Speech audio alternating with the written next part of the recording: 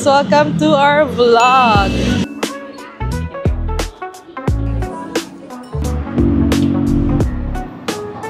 From Cupanich.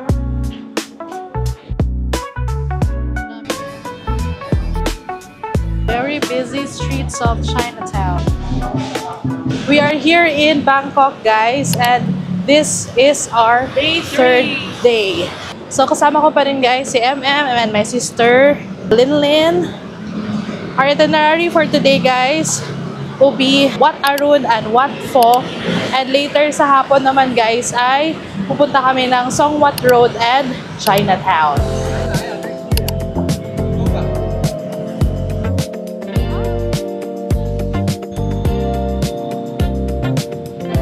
If you haven't checked our previous vlog, guys, we have day 1 and day 2 already. It's up on our channel. We are staying here at Ratchathewi area, guys, and we'll take the BTS train to Sapan Taksin. And doon, guys, ay sasakay kami ng boat going to Wat Arun. So unahin natin, guys, ngayon ang Wat Arun Temple.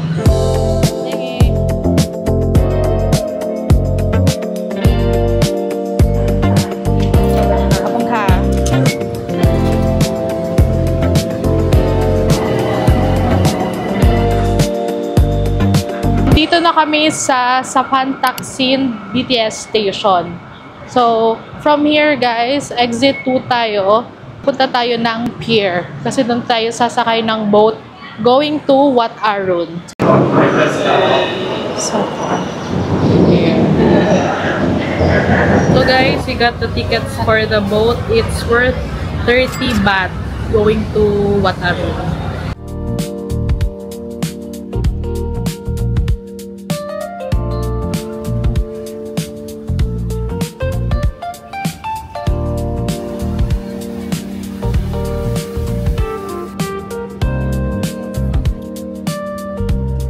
Guys, so andito na kami sa boat. So yung first stop is Icon Siam.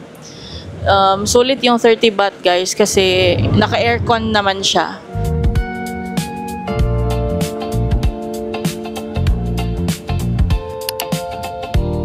We're here at Wat Arun Temple, and my sister wants to rent a Thai costume, guys.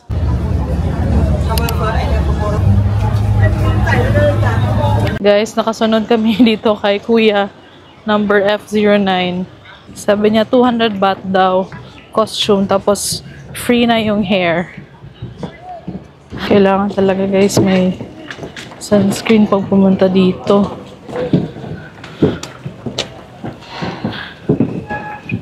Nakasunod lang kami sa kanya. Ito yung sister ko pala, guys. Pinahiram yan siya ng ganito. Kasi naka-sleeveless lang siya. Bawal mag-sleeveless.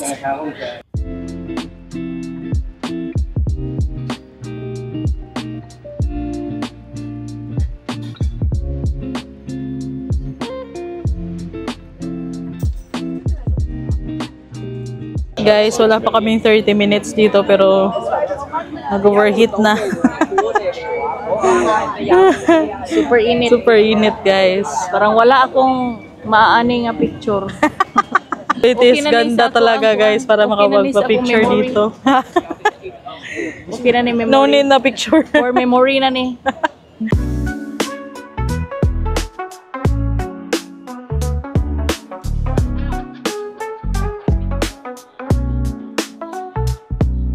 Ito yung nakikita talaga natin, guys, sa Wat Arun. Ito siya yung pinapailaw pagdating ng gabi. Sobrang ganda ng design. Bibili muna kami ng cold drinks. Super hot. Ito yung sikat na popsicle, oh. Ganda ng design. Ito yung map ng Wat Arun. Ito na si Linlin, guys. 200 baht daw yung bayad niya. Costume and hair. And then 50 baht for the payong. Ay, kuya, ang TikTok.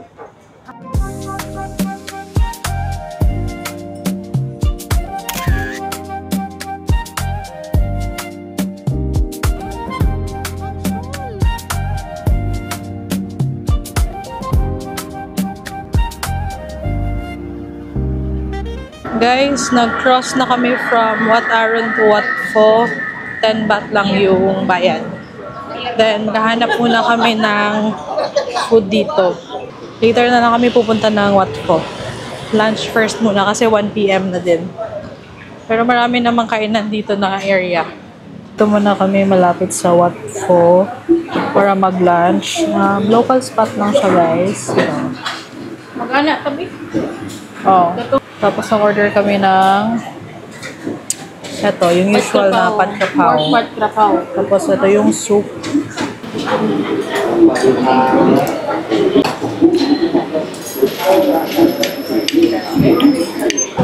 You're here at Wat Pho. Pero sa labas na kami, guys, kasi silinlen na lang yung papasok sa loob. Nakapunta na kasi kami dito, tapos sayang 300 baht din naman yung entrance. Kakapin na lang namin yun. Yes. Sayang kasi dalawa na kami, so 600 yung mawawala. So, yung Wat Pho, open siya every day 8 AM to 7:30 PM. So, ito yung sikat, guys, na temple na merong reclining Buddha. Dito yung reclining Buddha, guys. So, ayan. Nakahigayan siya.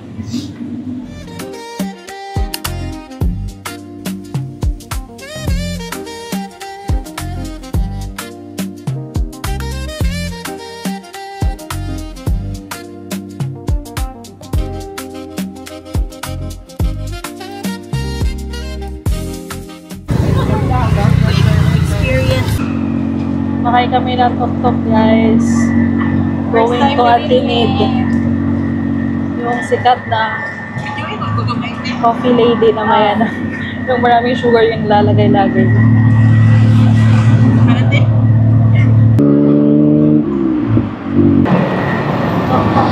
Nap time. Guys, sadly, close si Atinid. Yung nakalagay pala. From 20 to 27, close siya. Uwi na kami sa 22, guys. Hindi rin na kami aabot kay auntie. Try to go na lang to K Panich, guys, for the mango sticky rice kasi malapit na lang din naman dito. Sayang din yung binayad namin sa tuk-tuk na 150 baht. Ito yung store, guys. Order tayo dito. Tapos if kakain kayo dito sa next shop. Kasi maliit lang yung kanilang space. Let's try.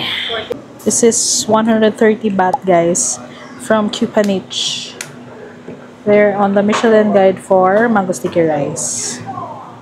Isa lang muna yung in-order namin, guys. Sabi ni MM, hindi daw siya kakain.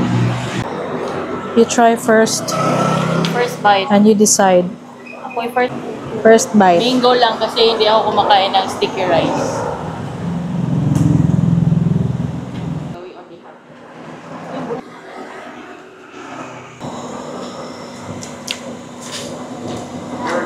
How was it? What's the verdict? I don't know nga. Because hapon na kami pumunta dito. Pero tinaman rin mo di kasi. Yung mangga ano siya. Aslong, no? Medyo may pagka-sour. Slight. Asim gamay. Yung rice medyo ano na. Not very fresh.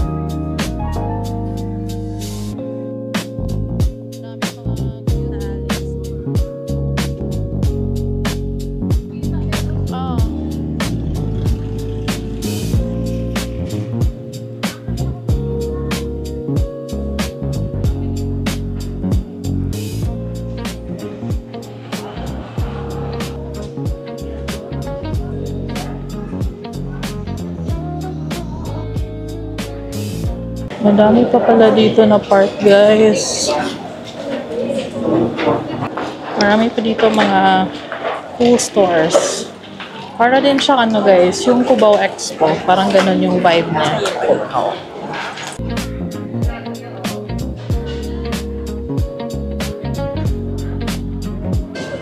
Ito guys, kita yung part ng Chao Phraya River.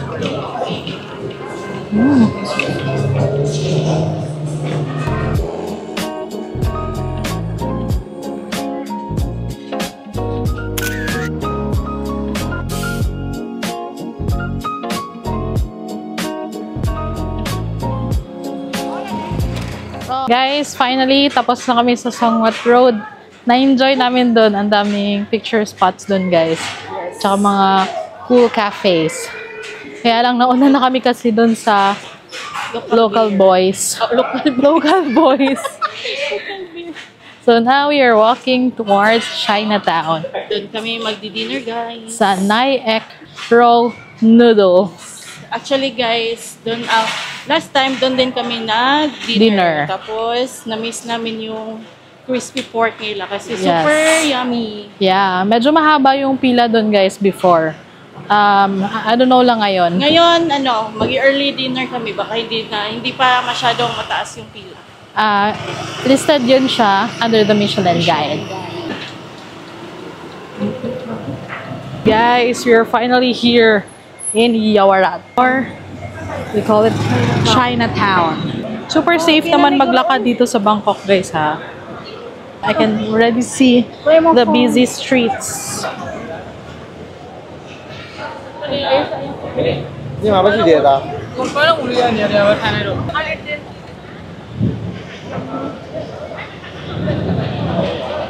Welcome to Chinatown.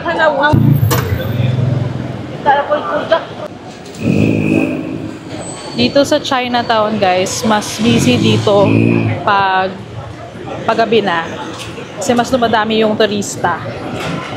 Kasi medyo hindi na mainit compared kung sa sa morning or sa noon. Like ito guys, mga fruits. Fruits pa rin. So far, hindi na siya masyadong mainit, guys, ha. It's already 5 p.m. Unlike yung kanina talaga. Dun sa Wat Arun, tsaka sa Wat Pho. Napakainit.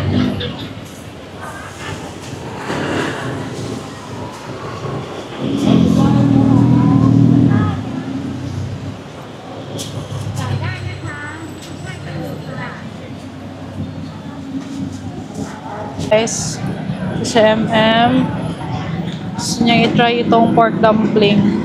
Asan yan? Ilista lang na. Pork gyoza. Pork gyoza, 55. 5 pieces, 55 baht. Gyoza. Pag gyoza talaga, guys, kahinaan niya ni MM. Gyoza Favorite. Yeah. Mga dumpling. Very busy streets of Chinatown. Mamaya, guys, lalagyan niya ng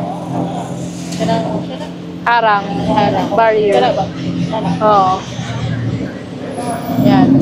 Nagsisimula na sila maglagay. Yung iba.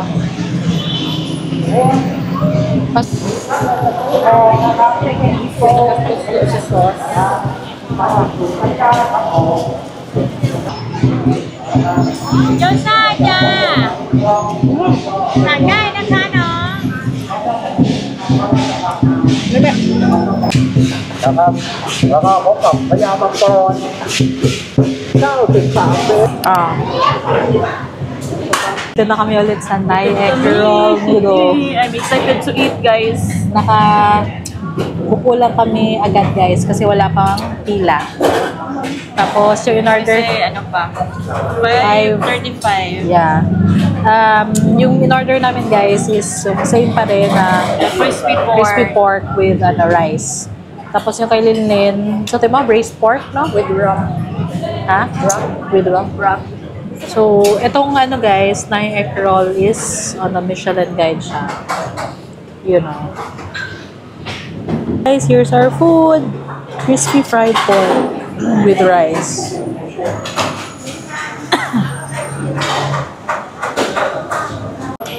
Let's eat, guys! My God. I miss this. Yeah, sarap nito.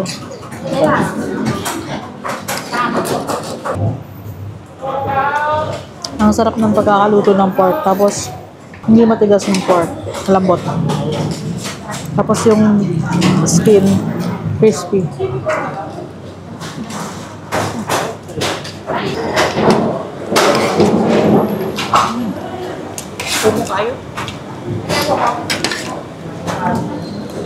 Guys, we're done with our dinner. It's almost 6 na, guys. Early dinner lang kami. Madami na yung mga tao.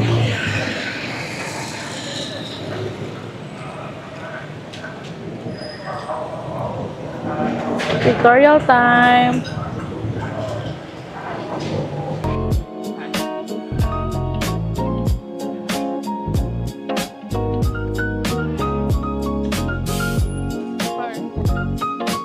Marami talaga dito, guys.